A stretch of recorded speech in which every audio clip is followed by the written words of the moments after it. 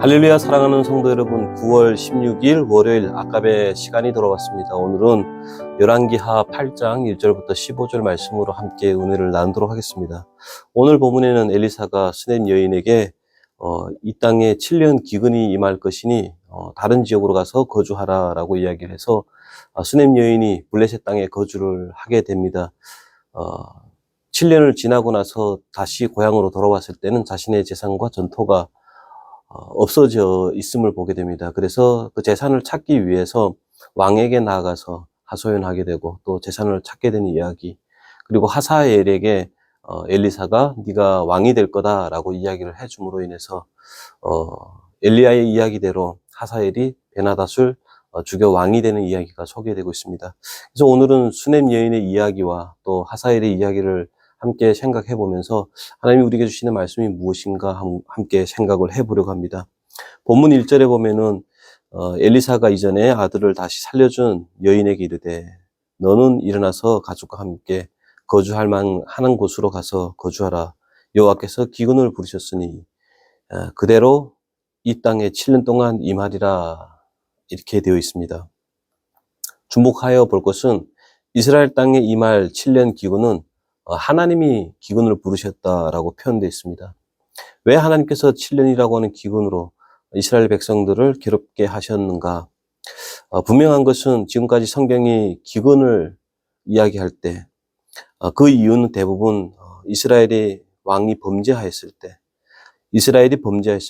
즉 범죄할 때마다 심판으로 기근이 이스라엘 백성들에게 허락되었다라고 하는 것을 성경은 이야기를 해주고 있습니다. 그렇다면 지금 현재는 어떤 상황입니까? 이스라엘 왕국은 하나님을 거역하는 오므리 왕조입니다. 이스라엘 전체가 우상 숭배에 빠져 있었던 것이죠. 그렇다면 이 7년 기근은 이 왕조와 이스라엘 백성들을 심판하고 또 경고하시는 하나의 매로서 하나님께서 기근을 부르셨다라고 하는 성경 해석이 바른 해석이다라고 생각되어집니다. 어찌됐든 이 하나님의 부르신 기근으로 인해서 이제 이스라엘 전체가 기근으로 어려움을 겪게 되어갑니다. 그러나 엘리사는 수넴 여인에게 거할 만한 곳으로 가서 거주하라라고 합니다. 다시 말씀드리면 다른 곳으로 피하여 살라라고 이야기를 해줍니다. 그렇다면 왜 수넴 여인에게만 이런 말씀을 해주셨는가라는 것입니다. 이것은 그 여인의 경건과 또 사랑과 헌신에 대한 하나님의 보상이라고 할 수 있는 것입니다. 하나님은 수넴 여인을 통하여 불신하는 이스라엘 백성들에게 하나님 안에 생사화복의 주관자이시며 하나님 안에 참된 평안과 위로와 회복이 있다라는 것을 알기를 원하시는 것입니다. 그래서 하나님은 여인에게 신뢰와 또 사랑과 헌신에 대한 보답으로 이 기근을 명쾌하는 특별한 은혜를 베풀어 주고 계신 것입니다. 하나님의 기대에 대한 이 여인의 다시 한번 믿음으로 반응하는 것을 보게 됩니다. 무엇입니까? 2절에 여인이 일어나서 하나님의 사람의 말대로 하여 그의 가족과 함께 가서 블레셋 땅으로 7년을 우거했다라고 되어 있습니다. 여인은 선지자 엘리사의 말씀을 온전하게 따르고 있었습니다. 선지자 예언에 대해서 빈정거리지 않습니다. 자신의 의견을 이야기하지 않습니다. 겸손하게 순종할 뿐입니다. 이것을 기록한 이유가 뭘까요? 하나님은 이렇게 순종하는 모습을 지금 이스라엘 백성들에게 기대를 하고 계신다는 겁니다. 지금까지 이스라엘은 열방 사이에서 늘 두려움에 살았습니다. 열방의 침략으로 어려움을 겪어야만 했습니다. 그래서 저들이 선택이 무엇입니까? 더 큰 힘을 가지는 것, 저들을 승리케 하는 신을 가져다가 섬기는 것이었습니다. 그러나 그것이 저들에게 평안과 기쁨을 가져다 주지 못하는 것은 역사적인 사실로 증명되었습니다. 그러자 이제 하나님께서 말씀을 하고 계시는 것입니다. 너희는 나의 자녀다. 나 외에 다른 곳에 가서 평안을 얻으려고 기웃거리지 말라. 내가 너희를 붙들어 주리라. 내가 너를 붙들고 갈 때 가장 안전하다. 하나님은 능히 당신의 백성을 지키시는 분이다라고 하는 것을 지금 이 여인을 통해서 이스라엘 백성들에게 말씀을 하고 계시는 것입니다. 하나님이 지키신다는 사실을 이어지는 구절에서는 어떻게 이야기를 합니까? 수넴 여인이 블레셋에서 7년을 보내고 다시 고향으로 돌아오게 됩니다. 그런데 문제는 7년 동안 나아가서 사는 동안에 자신의 집과 전토를 다른 사람이 차지하고 살아갑니다. 여인은 빈털터리가 된 운명이 된 것입니다. 그러자 여인은 자신의 집과 재산을 찾기 위해서 왕을 찾아 나아갑니다. 근데 이때 옆에 누가 등장합니까? 게하시입니다. 게하시. 4절부터 보시면 그때 왕이 하나님의 사람의 사환 게하시와 서로 말하며 이르되 너는 엘리사가 행한 모든 큰 일을 내게 설명하라 하니 게하시가 곧 엘리사가 죽은 자를 다시 살린 일을 왕에게 이야기할 때 그 다시 살린 아이의 어머니가 자기 집과 전토를 위하여 왕에게 호소하는지라 게하시가 이르되 내 주 왕이여 그 여인이요 저는 그의 아들이니 곧 엘리사가 다시 살린 자니다.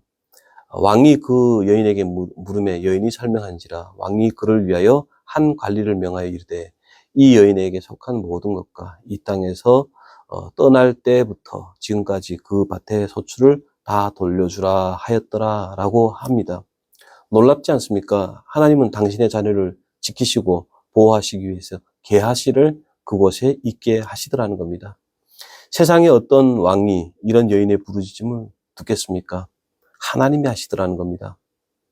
이뿐인가요? 더 놀라운 사실이 무엇입니까? 게하시입니다.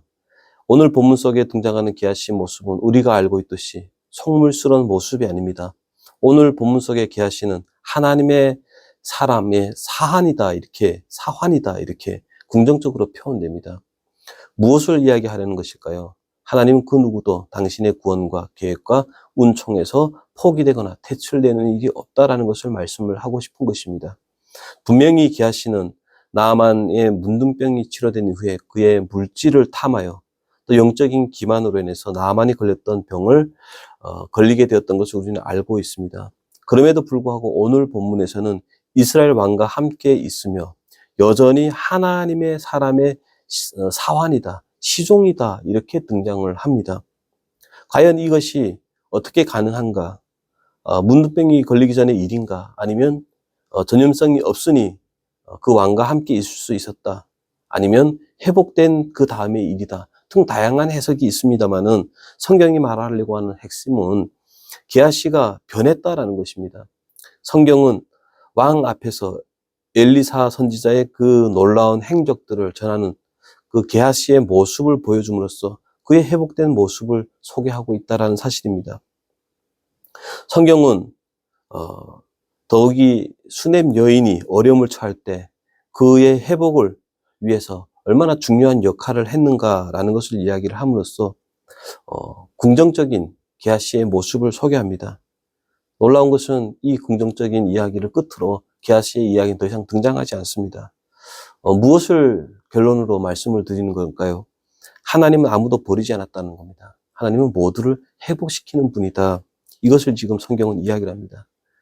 그래서 오늘 본문의 마지막 어떤 이야기가 등장합니까? 어떤 일이 있더라도 하나님의 일하심을 신뢰하고 수용해라.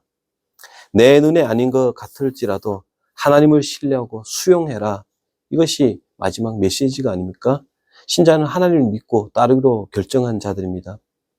엘리야는 선지자로 이스라엘을 향한 하나님의 목적을 가르쳐야 되고 하나님의 뜻대로 먼저 살아내야 하는 사람이기에 그 말씀을 수용합니다. 그러나 그 말씀은 한편으로는 괴롭다라고 표현을 합니다. 11절 말씀에 보면은 엘리사가 하나님의 사람이 그가 부끄러워하기까지 그의 얼굴을 쏘아보다가 우니라고 되어 있습니다. 울었다라고 합니다. 왜입니까? 엘리사는 하사엘의 미래를 보았기 때문입니다. 이제 하사엘은 구테타로 정권을 잡은 후에 12절의 표현을 빌린다면 내가 그들의 성에 불을 지르며 장정들을 칼로 죽이며 어린아이를 맺히며 아이벤 부녀를 가르는 이런 반인륜적이고 야만적인 행위들을 이스라엘 백성에게 행할 것을 알고 있기 때문에 우는 것입니다. 더욱 중요한 것은 하사엘의 이런 야만적인 행위로 인해서 동족 이스라엘이 당할 고난이 너무 커서 그렇게 우는 것도 사실이지만 더 나아가서 이 고난이 하나님을 거역한 죄의 대가로 하나님이 치시는 매다라고 하는 점에서 이 하사엘을 만나니 이제 곧 하나님의 심판이 시작되겠구나라는 생각을 하니 엘리사의 마음은 무겁고 또 괴로운 것입니다. 그러나 어쩌겠습니까? 엘리사는 하나님의 말씀을 수용합니다. 견뎌내는 수밖에 없는 것입니다. 그래서 13절에 보면은 여호와께서 내가 아람 왕이 될 것을 내게 알리셨느니라 이렇게 되어 있습니다. 이렇게 순종할 수 있는 이유가 뭘까요? 여호와께서는 우리를 찢으셨으나 도로 낫게 하실 것이요 우리를 치셨으나 싸매 주실 뿐임을 알고 있기 때문입니다. 하나님은 우리를 사랑하신다는 사실을 알고 있기 때문에 결코 버리지 않는다는 사실을 알고 있기 때문에 그 말씀을 수용하는 겁니다. 이스라엘 백성들에게 하나님 바로 이것을 요구하시는 겁니다. 말씀을 정리하겠습니다. 하나님은 당신의 백성들을 사랑하십니다. 그리고 모두를 하나님의 복과 은총 가운데 초대하십니다. 그러므로 신자는 하나님에 대한 신뢰를 포기하지 않고 살아야 됩니다. 나보다 나를 더 많이 사랑하시고 나보다 나를 더 아시고 아끼시는 하나님의 그 선하심에 우리는 우리의 인생을 내어드릴 수 있어야 됩니다. 그리고 견뎌낼 수 있어야 됩니다. 하나님이 하시는 일들은 멸망하고 파멸하는 것이 아니고 생명과 은혜와 영광과 진리로 이끌어가는 것임을 우리는 믿어야 된다라는 것입니다. 그래서 이 하나님을 신뢰하고 현실을 받아들이고 주어진 상황, 주어진 하루를 우리는 말씀 가운데 신자로 잘 살아낼 수 있도록 우리는 노력해야 되는 것입니다. 부디 오늘의 말씀이 이렇게 신자됨을 다시 한번 세워가는 그런 복된 말씀이 되기를 주의 이름으로 축원합니다. 기도드리겠습니다. 하나님 아버지 감사합니다. 오늘도 수냄 여인의 회복과 또 게하시의 회복과 또 하나님의 말씀을 또 그대로 수용하여 살아내는 엘리사의 모습을 보면서 신자의 삶은 어떤 삶이었는지를 다시 한번 돌아봅니다. 주님 은혜를 베풀어 주시옵소서. 하나님을 붙잡고 믿음의 길을 달려가시도록 도와주시옵소서. 예수님의 이름으로 기도합니다. 아멘. 오늘도 주의 말씀 붙잡고 승리하시기 바랍니다. 고맙습니다.